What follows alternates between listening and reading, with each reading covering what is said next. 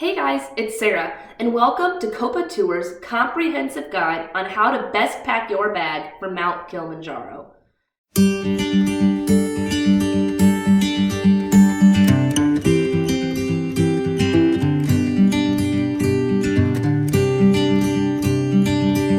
Okay, let's get started. First, we're taking a look at your basic packing needs. Of course, you're going to need a main pack as well as a day pack. Looking at our main packs, we recommend anywhere from 70 to 90 liters. Some people prefer to bring this in the size of a duffel bag, while others prefer to bring it as an actual backpack. It's personal preference, whatever works for you. When we look at day packs, we're recommending anything from 25 liters up to 35 liters. Regardless the size of your pack, your bag has to follow weight protocol. Before leaving on your trip, they're going to ask you to weigh in your bag.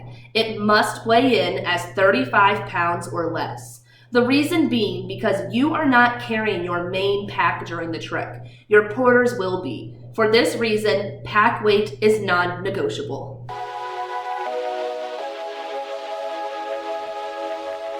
Naturally, you're going to want to pack by size. However, we encourage you to pack in a categorical manner based on the mountain's climate zones.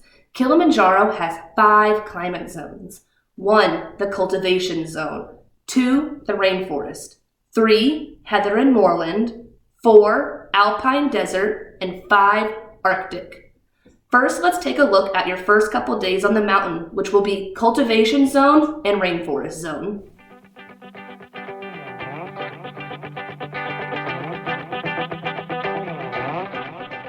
Here are the clothes that you're going to want to wear on the first day of your hike. Depending on the weather, you're either going to want to wear a short sleeve t-shirt or a lightweight long sleeve t-shirt. Again, depending on the weather, you're either going to want to wear a pair of shorts or a lightweight trekking pants that are also waterproof. Since it's in the rainforest, you're also going to need to bring a lightweight rain jacket. The last thing that you're going to need is, of course, some sort of brimmed hat to protect you from the sun. This hat you're going to wear pretty much every day of the entire hike.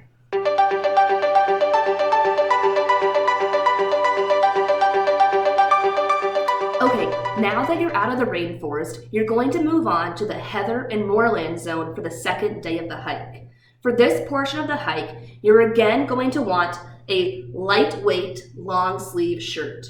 You could wear the same one from the day before, or we recommend packing 2 shirts that you can alternate in between. But either way, you're going to want a lightweight long sleeve shirt. In addition, you're probably going to want a second pair of trekking pants in case the ones from the day before got wet from the rainforest.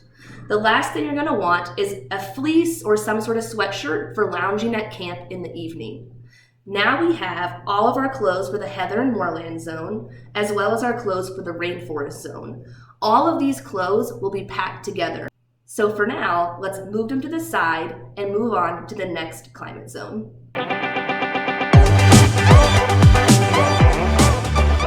Next, we move on to the alpine desert zone. This is the zone that you will spend the majority of your trek in. The alpine desert zone is much colder than the previous zones. At nighttime, the temperatures will drop well into freezing. For this reason, you're going to need to start layering your clothes. For the alpine desert zone, we recommend bringing a medium weight long sleeve shirt. This shirt should begin to be layered on top of your previous lightweight long sleeve shirt. In addition to the medium shirt, you're also going to want to pack a pair of thermal pants. These can be worn underneath your trekking pants from the day before. You're also going to want to pack a second medium weight jacket.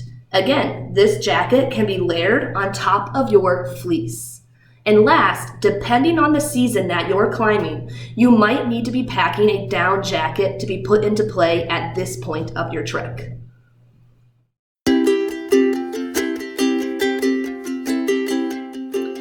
At last, you've made it to the Arctic zone. This zone is going to be much colder than any of the previous zones, and the clothes you've seen here are really just meant for your summit night only. At this point, you are pretty much layering and wearing everything that you brought with you. Let's start from our feet and go all the way to the top for everything that you need to wear for the summit night. Starting with your feet, by now you have on your normal pair of trekking socks as well as a thick thermal pair of trekking socks. For your legs, you have on a pair of leggings, perhaps your lightweight trekking pants. In addition, you should now throw in a thick thermal pair of leggings. These are my Smart Wool leggings, and they are fleece lined, meant for the cold. On top of all your pairs of pants, you also need to be wearing ski pants. It keeps in the warmth and protects you from the wind that you will be facing on your way to the summit. Moving on to your chest, you now should have on your lightweight long sleeve shirt, your medium weight long sleeve shirt, and now a thick thermal long sleeve shirt. I recommend just a simple Under Armour thermal turtleneck to wear. On top of all your shirts, you should be wearing your lightweight jacket, a medium weight jacket, and now a thick jacket. This could be a ski parka, it could be your down jacket, but if you are wearing a down jacket, you need to have some sort of hard shell on the outside. For me, I wore my down jacket and then I put my rain jacket back on over it, again to protect from the wind, just like your ski pants. Once you have on your layers of pants as well as your layers of shirts, you need to move on to protect your extremities as well as your face. For your hands, you should have a thin inner glove to wear. This will go inside a thick outer glove. This outer glove should be thick, warm, and waterproof to protect again from the snow and the wind. You also need to have protection for your face. I chose to wear the Smart Wool neck provider. It kept me warm and safe from the wind from my neck all the way up to my eyes. For your head, you just need to wear some sort of warm winter hat. So now you're going to have all your clothes on and you're going to feel very bundled up. But don't worry, that's perfectly normal. It's what you need to stay safe and warm while attempting to reach the summit. Okay, now that we've gone over all the clothes that you need to pack per climate zone, it's time to take a look at all those extra daily needs that you'll have to have on the mountain.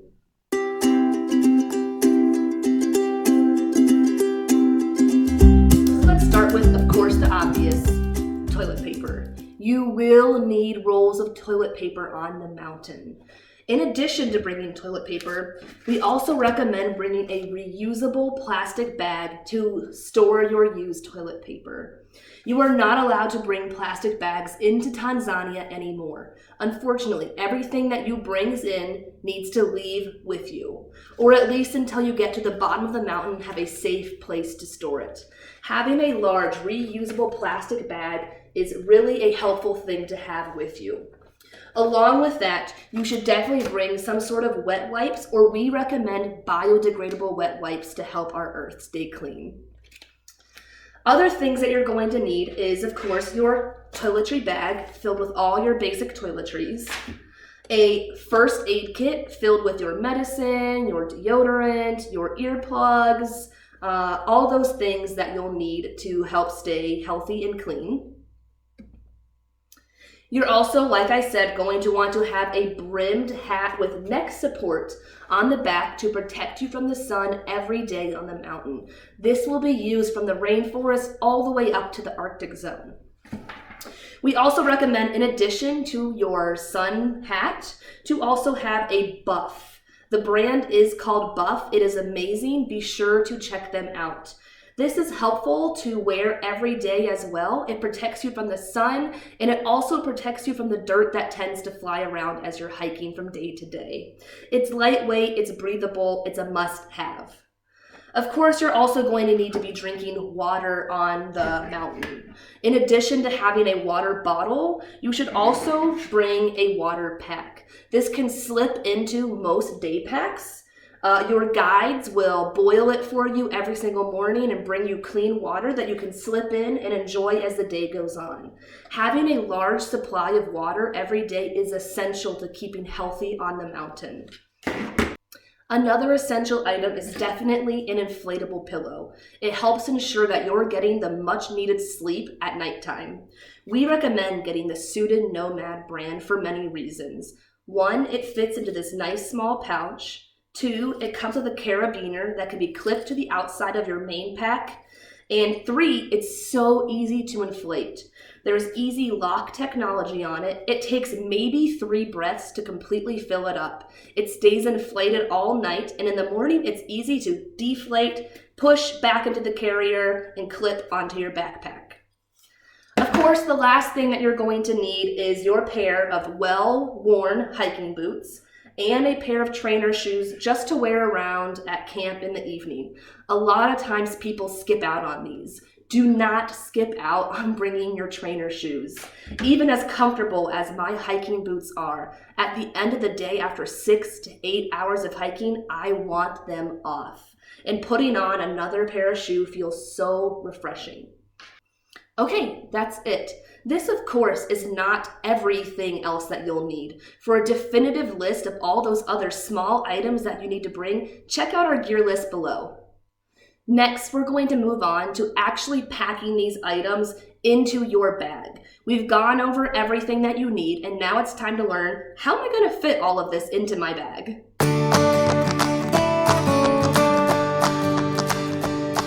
Moving on to actually packing the items for your bag.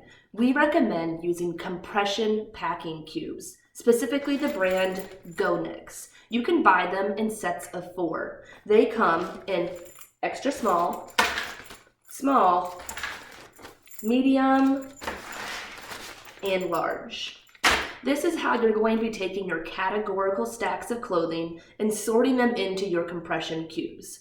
First, starting with your rainforest gear, you're going to want to use not the extra small, but the small bag. When we use the small bag for our rainforest clothes, you're going to take your articles of clothing and roll them up. Once they're rolled, you're going to slide them into your compression bag, and then we'll show you what the end result looks like.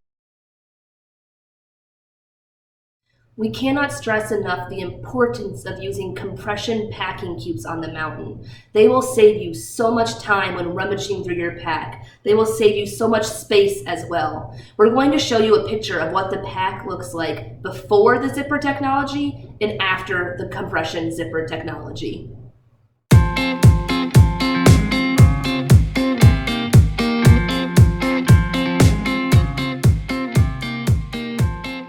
So fast forward, and I packed all of my clothing articles into my 4 separate categorical compression cubes. Starting first with the extra small compression cube, this is your daily needs of your socks and your underwear. Then we have our small bag. This small bag is your rainforest equipment, from your light trekking pants, your light long sleeve shirt, and even my rain jacket is in here.